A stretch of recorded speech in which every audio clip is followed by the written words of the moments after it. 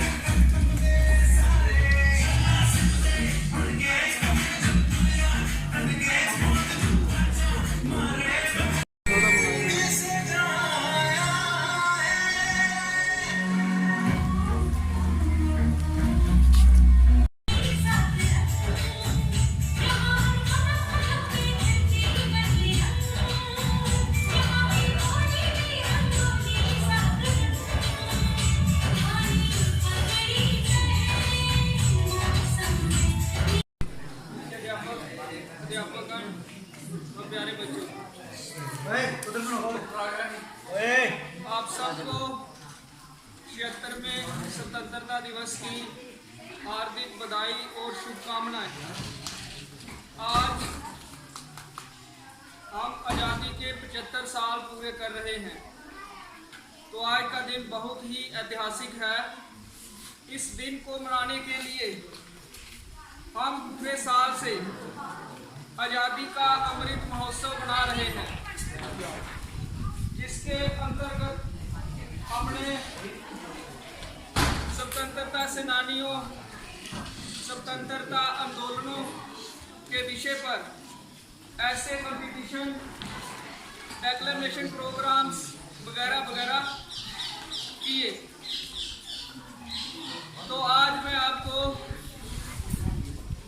एक ऐतिहासिक भाषण के कुछ अंश सुनाऊंगा। ये भाषण आज से 75 साल पहले आज ही के दिन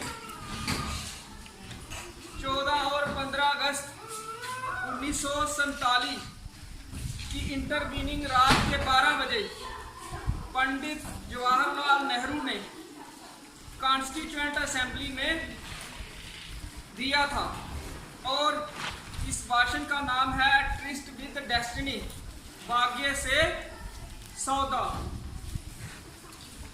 ये भाषण 20वीं शताब्दी का पूरी दुनिया का महानतम भाषण माना जाता है, और इस भाषण को पूरी दुनिया में सुना गया था। तो मैं आपको इसके कुछ अंश सुनाता हूँ। इस तरह से है।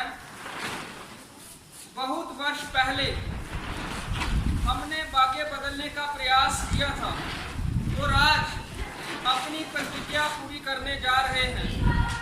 पूरी तौर पर जितनी चाहिए उतनी तो नहीं, फिर भी काफी हद तक। जब आधी रात के घंटे बजेंगे, जब सारी दुनिया सोती होगी, भारत जगकर जीवन और स्वतंत्रता प्राप्त करेगा। एक ऐसा क्षण आया है जो इतिहास में कम ही आता है, जब हम पुराने को छोड़कर नए जीवन में पग धरते हैं, जब एक युग का अंत होता है, जब एक राष्ट्र की चिर दलित आत्मा पुनर्जीवन प्राप्त करती है। यह उचित होगा कि इस गंभीर क्षण में हम भारत और उसके लोगों और उससे भी बढ़कर मानवता के हित के लिए सेवा अर्पण करने की शपथ लें। इतिहास के उषा काल में भारत ने अपनी अनंत खोज शुरू की थी। पथहीन सदियां उसके संघर्षों, उसकी विशाल सफलताओं और असफलताओं से भरी हुई।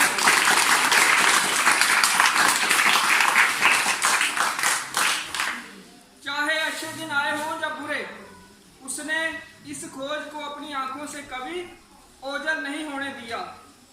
आज हम दुर्भाग्य की एक अवधि पूरी कर रहे हैं और भारत ने अपने आप को फिर से खोजा है। जिस कीर्ति पर हम आज आनंद मना रहे हैं वह और भी बड़ी कीर्तियों और आने वाली कामयाबियों की दिशा में केवल एक पग है। स्वतंत्रता और शक्ति जिम्मेदारी लाती है। ये जिम्मेदारी हमारी इस सभा पर है जो भारत के संपूर्ण सत्ताधारी लोगों का प्रतिनिधित्व करने वाली संपूर्ण सत्ताधारी सभा है। स्वतंत्रता से पहले हमने प्रसव की सारी पीड़ाएं सहन की हैं। हमारे हृदय आज भी दुख की स्मृति से भरे हुए हैं। उनमें से कुछ पीड़ाएं अब भी चल रही हैं, फिर भी अतीत समाप्त हो चुका है और अब भविष्य ही हमारा आह्वान कर रहा है। ये भविष्य आराम करने के लिए या दम लेने के लिए नहीं है, बल्कि निरंतर प्रयास करने के लिए है, ताकि उन प्रतिज्ञाओं को जो हमने इतनी बार ली हैं और उसे जो आज ले रहे हैं पूरा कर सके। हमारी पीढ़ी के सबसे बड़े व्यक्ति की ये आकांक्षा रही है कि प्रत्येक आंख के प्रत्येक आंसू को पहुंच दिया जाए। ये हमारी क्षमता से बाहर हो सकता है, लेकिन जब तक आंसू है और पीड़ा है तब तक हमारा कार्य पूरा नहीं होगा। इसलिए हमें कार्य करना है, परिश्रम करना है और कठिन परिश्रम करना है, ताकि हम पीड़ितों को इंसाफ दे सके,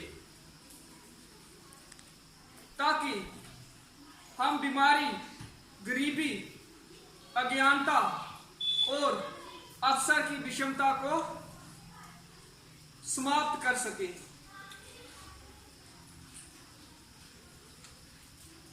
शांति के लिए कहा गया है कि वह अविभाज्य है। स्वतंत्रता भी ऐसी ही है। और अब इस एक संसार में जिसका अलग अलग टुकड़ों में विभाजन संभव नहीं, संकट भी ऐसा ही है।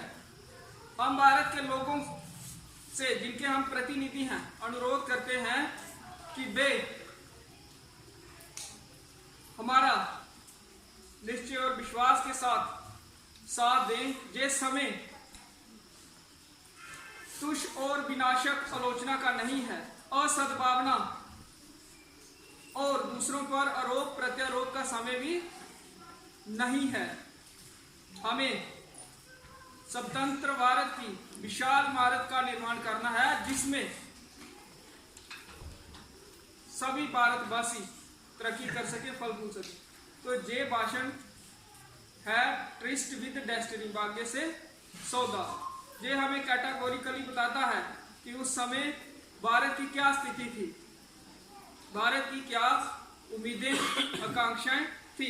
अब मैं अंत में भारत के जो स्वतंत्रता सेनानी हैं महान, उनको नमन करता हूं, जिनमें तांते टोपे, मंगल पांडे, रानी लक्ष्मीबाई, लाला लाजपत राय, शहीद भगत सिंह, राजगुरु, सुखदेव, चंद्रशेखर आजाद, सुभाष चंद्र बोस आदि शामिल हैं। तो इनके बलिदानों को याद करते हुए मैं अपनी बात एक कविता से खत्म करूंगा, जिसका शीर्षक है पुष्प की अभिलाषा। पुष्प क्या कहता है? चाह नहीं सुरबाला के गहनों में गूंथा जाऊं, चाह नहीं प्रेमी माला में बिंद प्यारी को ललचाऊं, चाह नहीं सम्राटों के शव पर है हरी डाला जाऊं, चाह नहीं देवों के सिर पर चढ़ूं और बागे पर इठवाऊं, मुझे तोड़ लेना बनमाली, उस पथ पर देना फेंक, मातृभूमि पर शीश चढ़ाने, जिस पर जाएं वीर अनेक।